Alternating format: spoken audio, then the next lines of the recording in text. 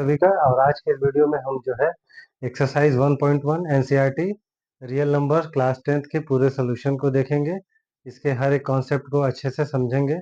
इसके पहले मैंने इस रियल नंबर के कॉन्सेप्ट में एचसीएफ और एलसीएम का जो भी कॉन्सेप्ट है इसके प्रीवियस वाले वीडियो में मैंने अपलोड किया था।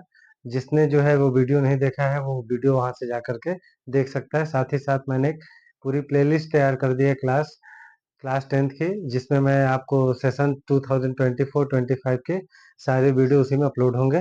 तो आज इस वीडियो में हम एक्सरसाइज 1.1 और 1.2 दोनों को सॉल्व करेंगे और इसमें सारे क्वेश्चंस को डीपली देखेंगे कि क्या क्या इसमें कॉन्सेप्ट यूज होंगे।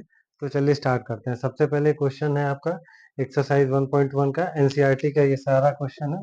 एनसीईआरटी देखिए, सबसे पहले आपका पहला क्वेश्चन है express each number as a product of prime factors. यानी इसमें जो भी क्वेश्चन दिए गए हैं उनके प्राइम फैक्टर्स को सॉल्व कर, प्राइम फैक्टर्स के तौर पे इनको लिखना है। अब इसमें 5 पार्ट है, मैं आपको कोई 2-3 क्वेश्चन इसमें बता दूंगा, बाकी के आप 2 क्वेश्चन इसमें प्रैक्टिस करके आप कर सकते हैं। ठीक है, तो देखिए सबसे पहले यहाँ पर अगर मैं 140 की बात करूँ तो 140 को हम लोग लिख सकते हैं 2 × 70। ठीक है, अब 70 को हम फिर लिखेंगे 2 × 35। ठीक है, फिर 35 को हम लोग लिखेंगे 5 × 7। तो ये इसके जो प्राइम फैक्टर्स हो गए वो हो गए आपके 2 × 2 × 5 × 7।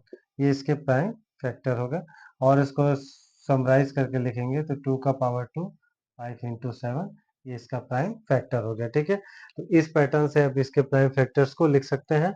अगर अब हम इसमें एक और नंबर्स को देख लें, 7429 को, 7429 को, तो अब हम इसको देखेंगे।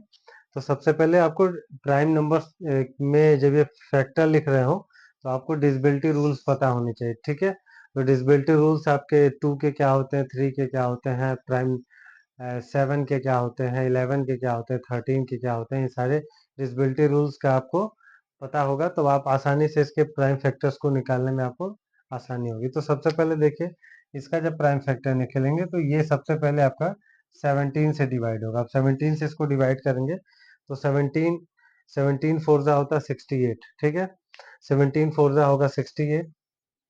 अब 64 यहाँ पे 4 लिख दिया हमने। इसके बाद आपका बचा 662 आ गया। 17 थ्री जा हो गया 17। देखिए मैं आपको डिवाइड करके दिखा देता हूँ ऐसे, 17 7429। तो 17 फोर जा 68 हो गया, 6 तो यहाँ पर कैंसिल, 2 17 थ्री जा 51, 51 हो गया यहाँ पे, 119, 17 7 जा 49, यानी 437। ठीक है, 437 को अगर फिर हम 19 से डिवाइड करें तो देखिए 19, 19 टू जा होता है 38, 5 रिमाइंडर बचेगा 57 और इसको डिवाइड कर देंगे तो आपका आ जाएगा 23। तो देखिए ये इसके प्राइम फैक्टर हो गए 17, 19 और 23। तो इस तरह जो है आप इस सारे क्वेश्चंस को सॉल्व कर सकते हैं। मैंने 2 क्वेश्चन इसमें पार्ट वाइज थे, मैंने बता दिया आपको। पहले में मैंने जो है 140 का फैक्टर करके दिखा दिया और एक मैंने जो है 7249 का फैक्टर करके आपको दिखा दिया। बाकी के क्वेश्चंस को आप जो है प्रैक्टिस कर लीजिए, काफी इजी क्वेश्चन है। ठीक है, हम बढ़ते हैं नेक्स्ट क्वेश्चन की तरफ। क्वेश्चन नंबर सेकंड की 35 होगा, फिर 5 से करेंगे तो 17 होगा और फिर 17 से करेंगे तो 1 होगा। ठीक है, फिर 92 का करेंगे तो 92 का आपका होगा, 2 से करेंगे तो 46 हो गया, 2 से करेंगे तो 23, फिर 23 direct prime factor prime number है तो 1 से जाएगा। ठीक है, अब 510 को अगर हम ब्रेक करेंगे तो 2 × 3 × 5 × 17। वहीं अगर 92 को लिखेंगे तो 2 × 2 × 23। ठीक है, तो एचसीएफ देखते हैं। तो एचसीएफ देखेंगे तो सबसे पहले इसका एचसीएफ आएगा 2। अब अगर एलसीएम की बात करें तो एलसीएम इसका आएगा 2 × 2 × 3 × 5 × 17 × 23। ठीक है, क्योंकि इसमें देखिए एक 2 मिल रहा था तो एक 2 लिखा गया, बाकी एक 2 और था। 2 का मैक्सिमम पावर 2 था तो इसलिए 2 बार 2 लिखा गया, बाकी ये सारे जितने नंबर्स थे सारे लिख लिए गए। अब इसका इंटू करने पे 4, 4 3 जा 12, 4 2 2 जा 4 3 जा 12, 12 5 जा 60, 60 7 जा 120 और 120 का 30 से इंटू करेंगे तो 2346 इसका एलसीएम आ जाएगा। ठीक है, एचसीएफ और एलसीएम हमने फाइंड कर लिया। अब इसके बाद का स्टेप क्या होगा, इस फार्मूले को वेरीफाई करना होगा। तो इस फार्मूले को वेरीफाई करने के लिए देखिए, एलसीएम आपका आया 23,460, एचसीएफ आया है 2, और इधर फर्स्ट नंबर 510 था और ये 92 था। दोनों का मल्टीप्लाई चेक करेंगे, अगर दोनों की वैल्यू बराबर आती है तो इसका मतलब ये सही होगा। ठीक है, इसको इंटू करेंगे तो देखिए 6 दूनी 12, 4 दूनी 8, 1 46,920 आएगा, और इसका भी अगर इंटू करेंगे तो 46,920 ही आएगा। ये इसका रिजल्ट है, आप चेक कर लीजिएगा। तो इस तरीके से हम इसको सॉल्व करके जो है, इसके और भी पार्ट 1 और पार्ट 2 थर्ड को भी आप इसी सेम तरीके से सॉल्व करेंगे, और सॉल्व करके आप जो है इसके इसके आंसर को वेरीफाई करेंगे। ठीक है, अगर कोई दिक्कत होगी तो आप कमेंट करके बता दीजिएगा, मैं उसको सॉल्व कर दूंगा आपको। ठीक है, और अब इसके बाद जो है क्वेश्चन नंबर थर्ड की तरफ बढ़ते हैं। तो देखिए, चलते हैं, नोट करते हैं क्वेश्चन नंबर। चलिए क्वेश्चन नंबर 3 को देखते हैं। क्वेश्चन नंबर 3 में देखेंगे, find LCM and HCF of prime factorisation method by. अब ये 3 नंबर्स दिए गए हैं, इसमें 3 क्वेश्चन है, आपको इसका एलसीएम और एचसीएफ प्राइम फैक्टर नंबर से बताना। प्राइम फैक्टराइजेशन मेथड मैंने आपको पहले ही बताया है, तो ये काफ़ी इजी मेथड, आप इसको खुद से भी कर सकते हैं। आप सबसे पहले 12 का, 15 का और 21 का, इसको आपको फैक्टर निकालना होगा। तो 12 का फैक्टर यहाँ 6, 2 से करेंगे तो 3, फिर 3 से करेंगे तो 1 हो जाएगा।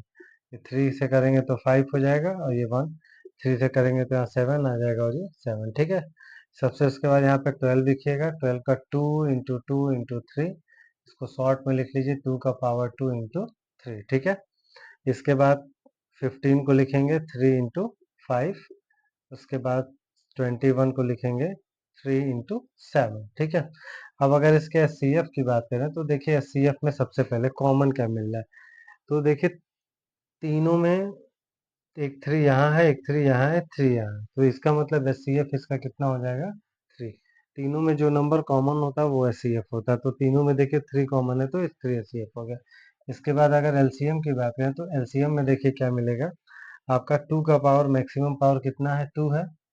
इसके बाद 3 देखिए, 3 जो है 1 टाइम्स 3 हो जाएगा, एंड उसके बाद 5 इंटू 7। ठीक है, तो मल्टीप्लाई कर लेंगे, 4 into 3 into 5 into 7, that is 60।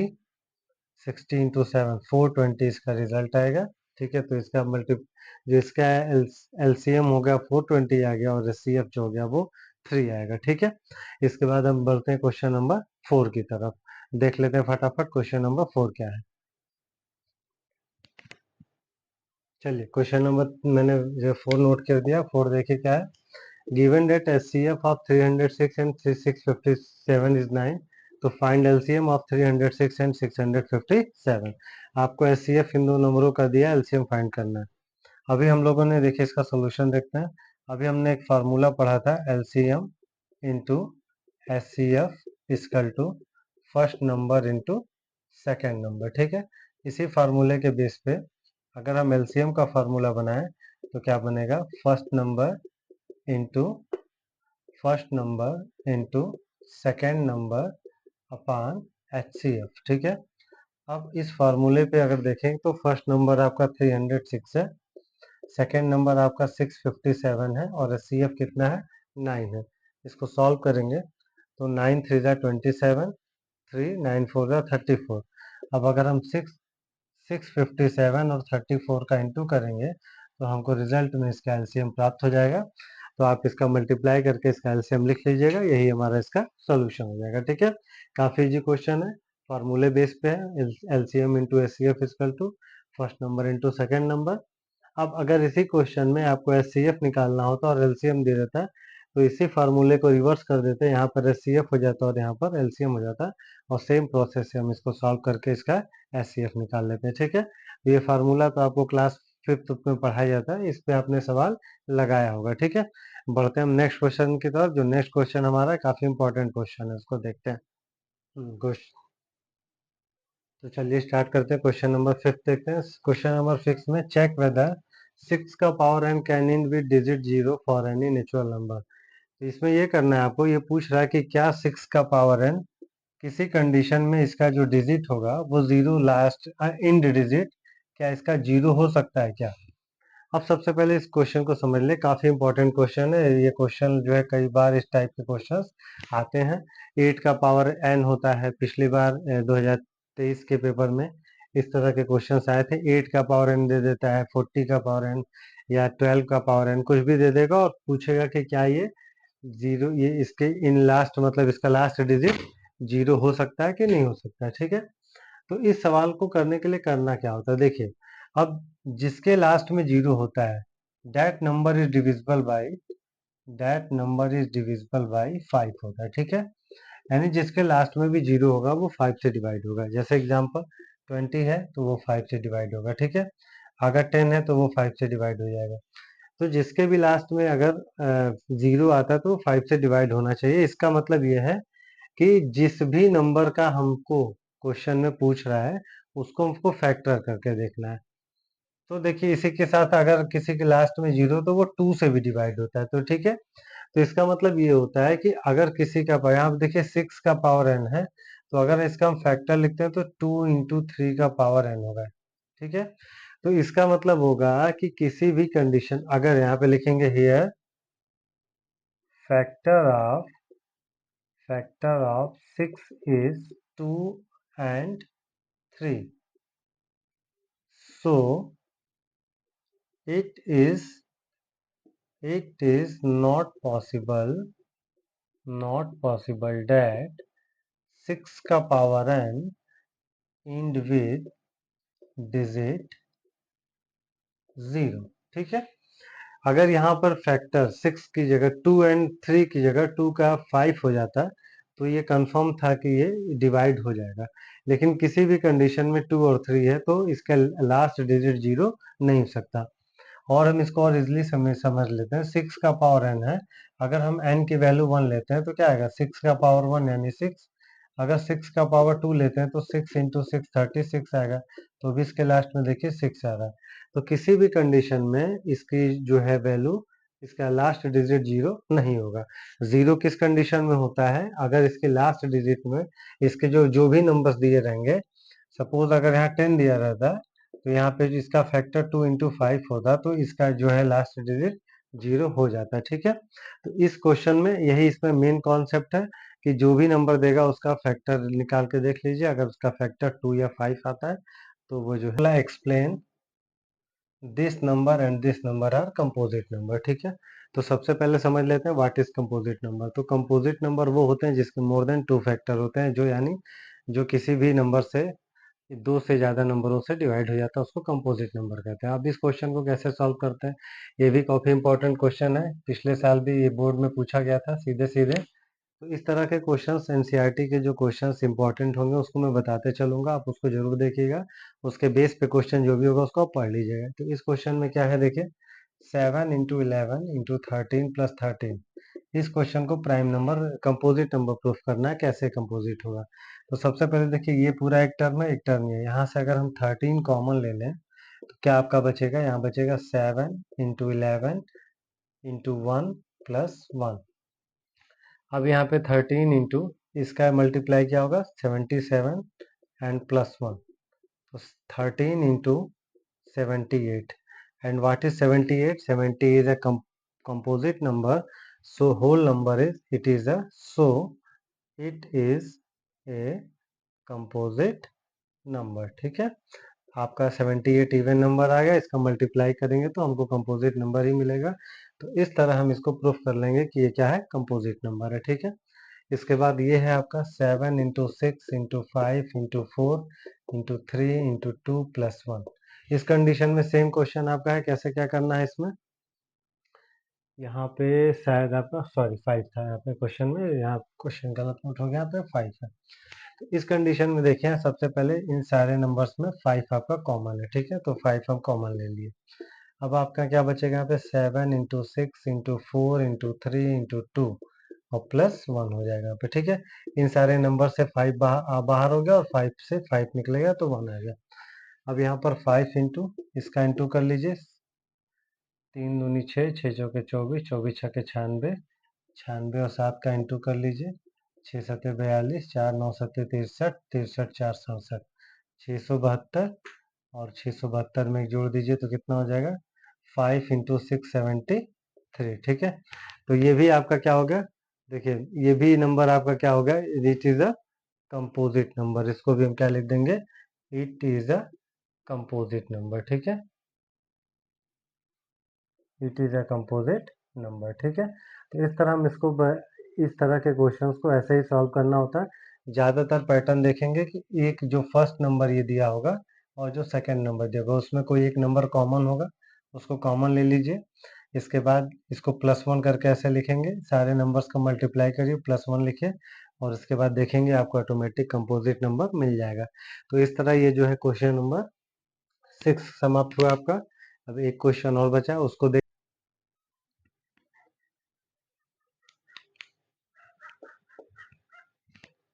देखिए क्वेश्चन नंबर 7 को मैं जो है नोट नहीं कर रहा हूँ, बस पढ़ दे रहा हूँ। There are a circular path around a sport field. इसको समझा दे रहा हूँ। एक सर्कुलर पाथ है आपका, किसी स्पोर्ट फील्ड में सर्कुलर पाथ है। सोनिया सोनिया जो है, एक सोनिया है जो जिसने इसको पूरा करने में 18 मिनट्स लिया है। इस पे एक चक्कर लगाती टू ड्राइव 1 राउंड। एक चक्कर लगाने में सोनिया 18 मिनट लेती है। वाइल रवि रवि जो है टेक्स रवि जो है 12 मिनट लेता है, ठीक है।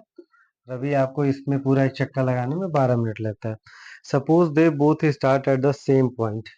मान लीजिए उसने सेम पॉइंट पे यहाँ से चलना से शुरू किया, तो after how many minutes will they meet again after the starting point. Question है आपका कि कितने समय बाद दोनों जो है कितने समय बाद दोबारा मिलेंगे, जबकि ये जो है 18 मिनट में एक राउंड लगाती है और ये 12 मिनट में। तो देखिए ऐसे क्वेश्चंस में आप समझ लीजिए जो इस तरह के क्वेश्चंस होते हैं। एक और क्वेश्चन होता है जो ट्रैफिक सिग्नल्स वाले क्वेश्चंस होते हैं, जिसमें कहता है कि 3 ट्रैफिक लाइट है जो अलग अलग टाइम्स पे 2 सेकंड पे 10 सेकंड पे 15 सेकंड पे जल रही हैं। अगर वो एक साथ 8 बजे जली हो तो अगली बार वो कब जलेंगी। तो इस तरह के क्वेश्चंस में आपको एलसीएम करना होता है। तो सबसे पहले देखिए यहाँ पे सोनिया का टाइम कितना है 18 मिनट्स और अभी का टाइम है 15 मिनट। तो एलसीएम ऑफ